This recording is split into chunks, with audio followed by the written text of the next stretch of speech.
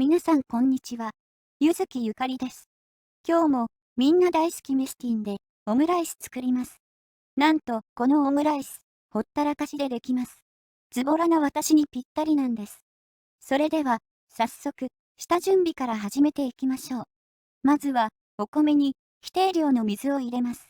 お米1合に対し水 200cc がベストです。メスティンの線に合わせるだけの簡単なお仕事です。30分ほどお米に水を浸積させます。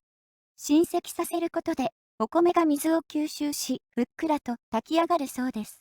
ふっくら、ふくら、膨らみ、頭が。気を取り直して、次、行きましょう。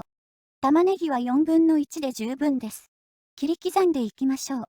刻みました。鶏肉はジューシーなもも肉です。皮付きのまま1センチ角に切ります。まな板が汚れるので、お肉は一番最後に切ります。食中毒防止ですね。具材を切り終えたらメスティンの中に入れましょう。先に規定量の水を入れてあるので、水の分量を考えなくても上手に炊けるのが、この方法のいいところなんです。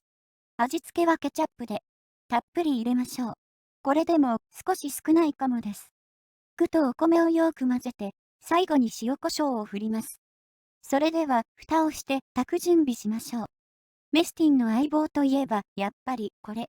ポケットストーブです。そして固形燃料で自動炊飯しましょう。固形燃料の燃焼時間は約20から25分ほどです。火が消えるとちょうどご飯が炊き上がるんです。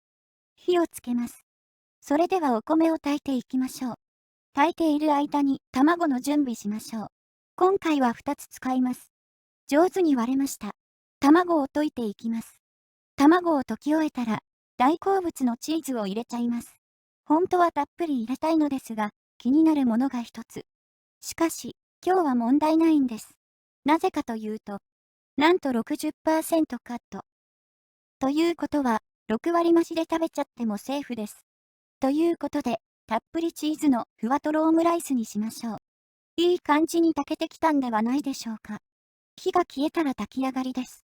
かまどから下ろして蓋を開けてみましょう。とっても上手に炊けたんじゃないでしょうか。しかし、ここで喜んでいる場合じゃありません。ご飯の余熱で卵を半熟にするので手間取ってはダメです。すぐ蓋を閉め、しっかりと保温しましょう。約10分ほど放置したら完成です。いざ、蓋を開けます。大成功です。それでは、たっぷりのケチャップと申し訳程度のパセリを添えて、完成です。それでは早速いただきましょう。もう我慢できません。卵のふわっふわトロトロ加減がもうたまりません。こんなに完璧な仕上がりになるとは思いませんでした。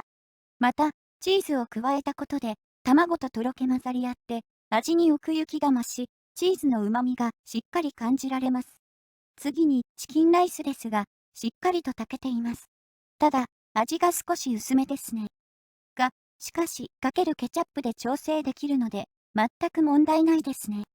具材も、玉ねぎはとても甘く、お肉は柔らか、ジューシーな仕上がり、完璧です。